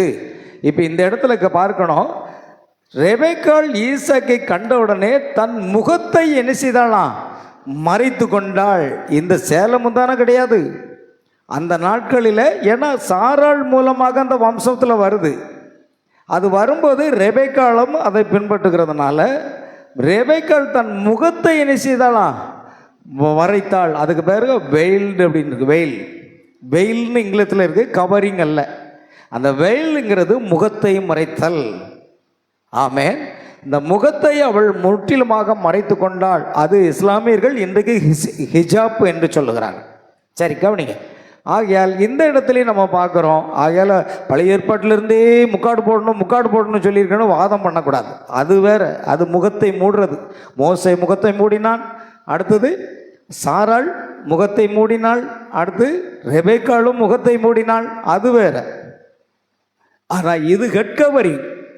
ஆங்கிலத்தில் ஹெட் கவரிங் அப்படின்னு சொன்னால் சிறியானளுக்கு தலைமையிலானது முக்காடாக கொடுக்கப்பட்டிருக்கிறதே என்றதாக நாம் அதை காண்கிறோம். ஆகியால் பிரியமானவர்களே, இன்றைக்கு நாம் இந்த செய்தியில் கண்டுபிடித்த ஒரு காரியம் என்னவென்றால், அந்த தலைமயிரானது அவளுக்கு முக்காடாக கொடுக்கப்பட்டிருக்கிறது என்று 1 கொரிந்தியர் 11:15 ஆகியால் புருஷன் முக்காடிட்டு கொள்ளக்கூடாது, ஸ்திரியானவள் முக்காடிட்டு கொள்ள வேண்டும். ஆனால் முக்காடு என்ன என்று, அது துணி அல்லது சேலமுந்தான அல்லது நெட்டு அல்லது தொப்பி, அப்படி எதுவுமே பைபிளில் இல்லை. இதெல்லாம் மனுஷன் உண்டு பண்ணினது. பாருங்க, தேவன் ஆதாமும் ஏவாளும் ஏதேன் தோட்டத்தில் இருக்கும்போது பாவம் செய்தாங்க இல்லையா? தோட்டத்துக்குள்ளே ஓடி அவர்கள் என்ன செய்தார்கள்? அந்த மரத்தின் இலைகளை கோர்த்து தங்களுக்கு உடையாக அதை செய்தார்கள். தங்களுக்கு உடையாக செய்து அதைத்தான் அணிந்து கொண்டார்கள். ஆனால் தேவன் என்ன உடை கொடுத்தார் தெரியுமா? அங்கே இருக்கிற ஆட்டை அடித்து அதனுடைய தோலை எடுத்து அவர்களுக்கு போர்த்தினார். அப்போ மனிதன் என்ன செய்கிறான்? அந்த ஆதாம் என்ன செய்கிறான்? இலைகள் மூலமாக தன் மானத்தை மறைக்க முயற்சி செய்கிறான். ஆனால் தேவனோ ஆட்டினுடைய இரத்தத்தின் மூலமாக அவனுக்கு மீட்பு வர வேண்டும் என்பதை அது இயேசு கிறிஸ்துக்கு ஒரு அடையாளமாக வைத்து முன்கூட்டி என்ன செய்கிறார் என்றால், அந்த இலைகள் மூடுதலுக்கு பதிலாக அந்த ஆட்டுக்கூட்டினுடைய தோலினால் அவர்களை மூடினார் என்று வேதத்திலே சொல்லப்பட்டிருக்கிறது. அப்போ மனிதனுடைய ஞானத்தினாலே தலையில் துணியை போடுறது, தொப்பியை போடுறது, போர்வையை போடுறது எல்லாமே போட்டு மூடணும். மனிதர்கள் தங்கள் சொந்த காரியத்தை செய்கிறார்கள். ஆனால் தேவன் அதை செய்யலை. உனக்கு தலைமயிர் தான்ப்பா முக்காடு, நீ போட்டிருக்கிறது முக்காடு அல்ல, தலைமயிர் தான் உனக்கு என்ன இருக்கிறது? முக்காடாக இருக்கிறது. ஆனால் கடைசியாக ஒன்றை சொல்லுகிறேன், தேவ பிள்ளைகள், உங்கள் தலைமயிரை நீளமாக வளர்ப்பது தான் அது புருஷனுக்கு கனமாக இருக்கும், தேவனுக்கும் கனப்படுத்துகிறதா இருக்கும். ஆகையால் எக்காரணத்தை கொண்டும் தலைமயிரை என்ன செய்யக்கூடாது? பாப் கட்டிங் வெட்டக்கூடாது, அதை நீளமாக வளர்க்க வேண்டும். அதே வேளையில் ஒருவேளை நீங்கள் சில சூழ்நிலைகளிலோ ஏதோ ஒரு காரியத்திலோ அல்லது ஜெபம் பண்ணும்போதோ ஒரு துணியை நெட்டை நீங்கள் போட்டிருப்பீர்களானால் அதனால் நீங்கள் பரலோகத்துக்கு போக மாட்டீங்க அப்படின்னு நீங்கள் யாரும் நியாயம் தீர்க்க முடியாது. அதை ஒரு பெரிய தவறுன்னு சொல்கிறதுக்கு வேத வசனம் இல்லை. தலையில் நீங்கள் இதை போடக்கூடாது என்பதற்கு அல்ல. ஆனால் தேவன் கொடுத்த அந்த மகிமையாகிய தலைமயிரை நீங்கள் அப்படியே விட்டு விடுவது நல்லது. இந்த மயிர் மகிமையாக இருக்குது அப்படின்னு சொன்னால் அது ஏன் அதை மூடணும்? அது மூட வேண்டிய அவசியமே இல்லை. அப்படியே அவர்கள் மூட வேண்டும் என்று வாக்குவாதம் பண்ணினால் தேவனுடைய சபைக்கு எங்களுக்கு என்னல்ல அந்த வழக்கம் அல்ல. உங்களுக்கு மூடணும்னா மூடுங்க, எது செய்யுங்க. ஆனால் கர்த்தருடைய வார்த்தை என்ன சொல்கிறது? தலைமயிரை நீளமாக என்ன செய்யணும்? வளர்க்கணும். எக்காரணத்தை கொண்டும் கத்தரிக்க கூடாது. ஆகியால் ஒருவேளை யாராவது தலையில் துணி போட்டு கொண்டு சர்ச்சுக்குள்ளே இருந்தாலும் ஜெபம் பண்ணனாலும் சரி, நீங்கள் யாரும் குற்றப்படுத்தாதீங்க. அதை நாம் செய்ய வேண்டிய அவசியம் இல்லை. அது அவர்களுக்கு ஒரு தாழ்மையாக இருக்கலாம், ஒரு நல்ல காரியமாக இருக்கலாம். ஏன்னா பொதுவாக பெண்கள் அடக்கமுடையவர்களாக இருக்கணும். ஒரு அடக்கத்துக்காக கூட அவர்கள் தங்களை மூடிக்கொள்ளலாம். அது தவறுன்னு நம்ம சொல்ல முடியாது. அப்படி தீர்க்கதரிசியும் சொல்லலை, பவுலும் சொல்லலை. ஆனால் தலைமயிரை பற்றி தான் 2 பேரும் பேசியிருக்கிறாங்க. அதைத்தான் நான் எடுத்து அப்படியே பேசியிருக்கிறேன். ஆகையால் பிரியமான தேவனுடைய பிள்ளை, தலைமயிர் முக்காடு என்பதை நாம் புரிந்து கொள்வோம். அது துணி அல்ல, தொப்பி அல்ல, போர்வை அல்ல, நெட் அல்ல என்பதை அதை போடணும்னு சொல்கிறாங்க பாருங்க, அவங்க தான் தவறு செய்கிறாங்க. அது கண்டிப்பாக போடணும், மூடணும்னு சொல்கிறாங்க பாருங்க, அது தவறு. அப்படி வேதத்தில் இல்லவே இல்லை. தீர்க்கதரிசி அப்படி இருந்தால் எனக்கு காண்பிக்க சவால் விட்டார். ஆகையால் பிரியமானவர்களே, நாம் இன்றைக்கு சிறியின் தலைமுக்காடு என்ன என்பதை தெளிவாக காணும்படி பரிசுத்த ஆவியானவர் நமக்கு உதவி செய்தார். கர்த்தர் தாமே அவருடைய நாமத்தை மகிமைப்படுத்துவார். ஜெபிப்போம். அன்பின் பரலோக பிதாவே, எங்கள் ஆண்டவரும் அருமை இரட்சகருமாக இயேசு கிறிஸ்துவை உம்மை நன்றியோடு உம்மை துதிக்கிறோம், சோதரிக்கிறோப்பா. ஆசீர்வதிக்கப்பட்ட இந்த அருமையான மாலை வேளையில் உம்முடைய பாதத்தில் உம்மை துதித்து பாடி ஆராதித்து மகிமைப்படுத்துவோம். ஸ்திரீயின் தலைமுக்காடு என்ன என்று பரிசுத்த பவுல் சொல்லுகிறாரோ அதையே இந்த கடைசி காலத்தில் லவோதிக்கேயா சபையின் தூதனும் செய்தியாளனும் தீர்க்கதரிசியும் ஆகிய சகோதரன் வில்லியம் பிரணாம் மூலமாக வெளிப்படுத்தப்பட்ட இந்த வார்த்தைகளை நாங்கள் ஆராய்ந்து பார்த்து, ஆண்டவரே, சத்தியம் என்பது பவுல் அப்போஸ்தலன் சொன்னது போல 1 கொரிந்தியர் 11:15 தலை மூடுதல் என்றால் ஸ்திரீக்கு தலைமயிர் தான் முக்காடு என்று அவர் முடிக்கிறார். அது தொப்பி அல்ல, அது சேலை முந்தானை அல்ல, அது நெற்றல்ல, அது கர்ச்சிப்பல்ல என்பதை நாங்கள் புரிந்து கொண்டோம். ஆகையால் தலையை மயிரை நீளமாக வளர்ப்பது அவர்களுக்கு மகிமையாக இருக்கிறது என்றும், அதன் மூலமாக புருஷனையும் கனப்படுத்துகிறாள், தேவனையும் கனப்படுத்துகிறாள் என்பதை நாங்கள் கண்டுகொள்ளும்படி கிருபை செய்த தயவுக்காக நன்றி செலுத்துகிறோம். இந்த ஆராதனையில் கலந்து கொண்ட ஒவ்வொரு சகோதர சகோதரிகள் தேவ பிள்ளைகளை நீர் ஆசீர்வதிக்க வேண்டுமா ஜெபிக்கிறோம். சகல துதி கன மகிமை யாவற்றையும் உமக்கு செலுத்துகிறோம். கர்த்தராகிய இயேசு கிறிஸ்துவின் நாமத்தில் கேட்கிறோம் பிதாவே, ஆமென். என் ஆத்மாவே கர்த்தரை ஸ்தோத்ரி, என் முழு உள்ளமே அவருடைய பரிசுத்த நாமத்தை ஸ்தோத்ரி. என் ஆத்மாவே கர்த்தரை ஸ்தோத்ரி, கர்த்தர் செய்த சகல உபகாரங்களை மறவாதே. நம்முடைய கர்த்தராகிய இயேசு கிறிஸ்துவின் கிருபையும் தேவனுடைய அன்பும் பரிசுத்தாவினுடைய ஐக்கியமும் சந்தோஷமும் சமாதானமும் தேவாசீர்வாதங்களும் நம் அனைவரோடும், நம் குடும்பத்தாரோடும், நம் சகல பரிசுத்தவான்களோடும் இன்று சதா காலமும் நிலைத்திருப்பதாக. அல்லேலூயா, பிரைஸ் தி லார்ட். கர்த்தராகிய இயேசு கிறிஸ்து உங்கள் ஒவ்வொருவரையும் ஆசீர்வதிப்பாராக. God bless you.